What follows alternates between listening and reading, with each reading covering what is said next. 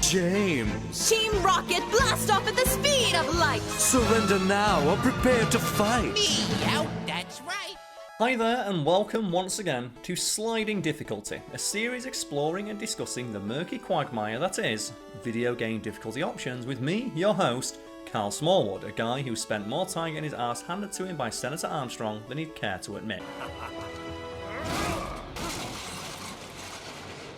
Today our attention is turned to a series infamous for taking more steps backwards in regards to game design than Michael Jackson's Moonwalker, Pokémon. Specifically we'll be discussing Pokémon Black and White version 2, the only games in the entire mainline Pokémon series where you are actually able to influence the game's difficulty and make your journey to becoming a Pokémon master more or less of a challenge without intentionally limiting yourself to a single type of Pokémon or only using Pokémon you feel you could physically best in a fistfight. You're mine!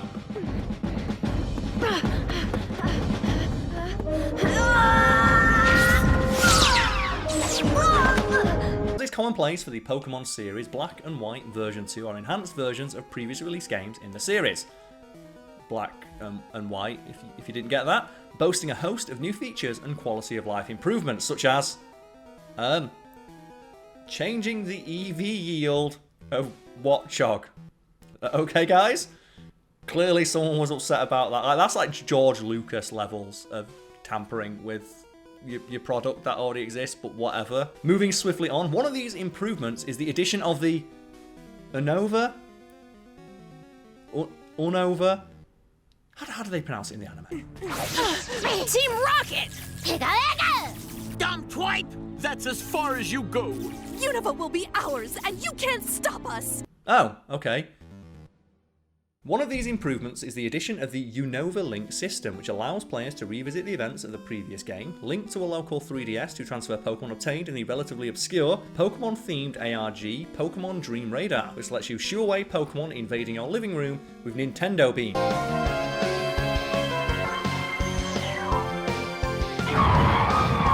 And perhaps most pertinent to today's video, alter the game's difficulty in one of two ways. This being a Pokemon game, the way you alter the difficulty is of course a tangular mess of contradictory ideas that make no sense and are more obtuse than the asshole of a Mega Manetric.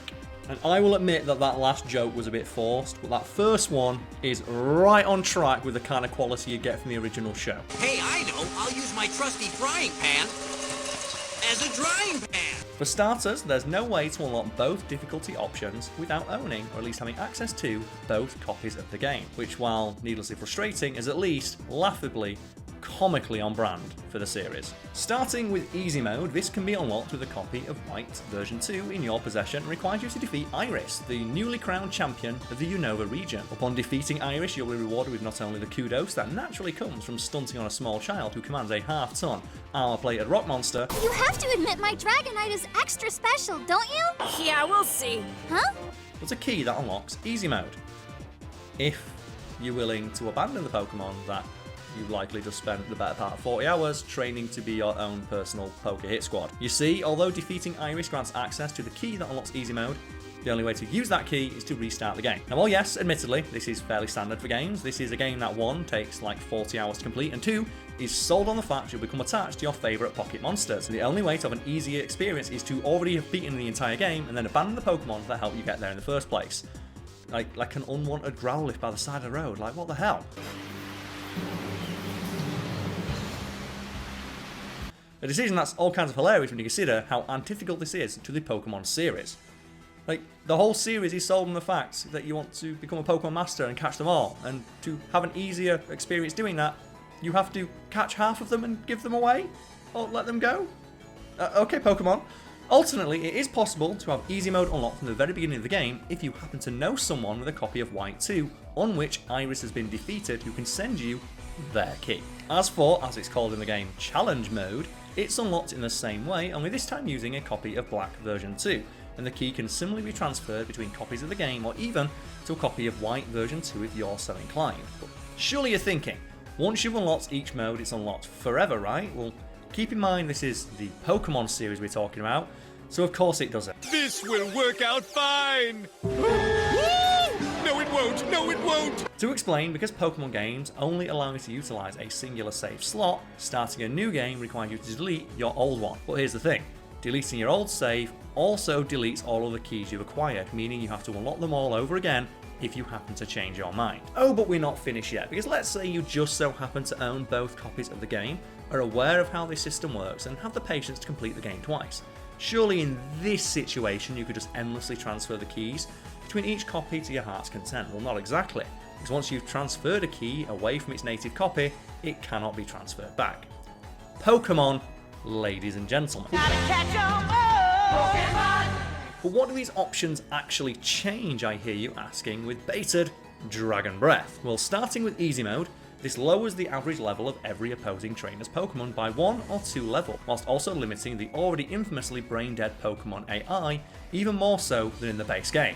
Oh, what's that, Bug Catcher Donovan? Just gonna tell you your Kakuna to harden as my Pokemon slaps it to death with its tail? Great, good choice, good choice. You two are more hard-headed than your Metapods! But in short, if you just pick your strongest attacking move for every encounter, you'll probably blitz the entire game, no problem. Although this admittedly does make the game a little easier, squaring off with weaker Pokemon for the entire game means it's actually harder to beef up your own squad of pocket monsters. Likewise, you earn significantly less prize money from every battle you take part in, making it harder to purchase the items that a player who actually needs help playing the game would in all likelihood need. All in all, the mode feels like a hastily rushed afterthought at best, and at worst, a mocking jab towards younger or less experienced players who actually need this mode. What's the matter?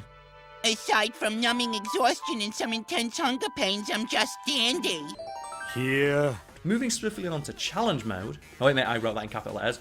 Moving swiftly on to Challenge Mode. Selecting this option results in a pretty robust overhaul of the entire game, raising the average level of every opposing trainer Pokemon, as well as beefing up their AI to the bordering on precognition bullshit displayed by trainers in the Battle Tower.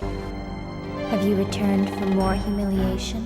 Haven't you realized that you'll never defeat me? A change you can only see by delving into the game's code, on the other hand, is that every opposing Pokemon is given near-perfect IVs, a hidden stat present in the series from the earliest games that subtly influences a given Pokemon's attributes. So while I personally understand the concept of IVs, I'm going to defer to the resident channel Pokemon expert, Lucas, for a brief explainer on what they are, so we're all on the same page. Take it away, Lucas. Hi, Lucas here. Karl asked me to give a quick description of IVs, or individual values, in Pokemon. These are hidden stats on a Pokemon that are determined randomly upon encountering them. It's essentially a system in the game that means Pokemon of the same species aren't all the same strength. So when Joey says his Rattata is in the top percentage of Rattatas, he's not joking, it's actually got higher IV stats than your average purple rat. Each of the 6 Pokemon stats is assigned a value from 0 to 31. The higher the number, the better the stat value of the Pokemon will be. And at level 100, a Pokemon with perfect IVs will be significantly stronger than the same monster that had IVs of 0 on every stat. Not that that really ever happened. Certain Pokemon in later games, like Legendaries, are guaranteed to have 3 perfect IV stats at least. And there are other ways to influence these values through catch combos and breeding, and you can even hyper train a Pokemon to make it have falsely perfect IVs that don't carry through breeding. However, that's not important for today's video, so I'll hand things back over to Karl before I end in a nerdy Pokemon rabbit hole. Cheers mate. Now getting back on topic, a more obvious change to the game is that the teams of many trainers and gym leaders get an overhaul to make them more, well, competitive, with trainers making extensive use of the item system to make for an altogether more cerebral affair, or fucking bullshit depending on how much enjoyment you get from near perfect, hyper meta play.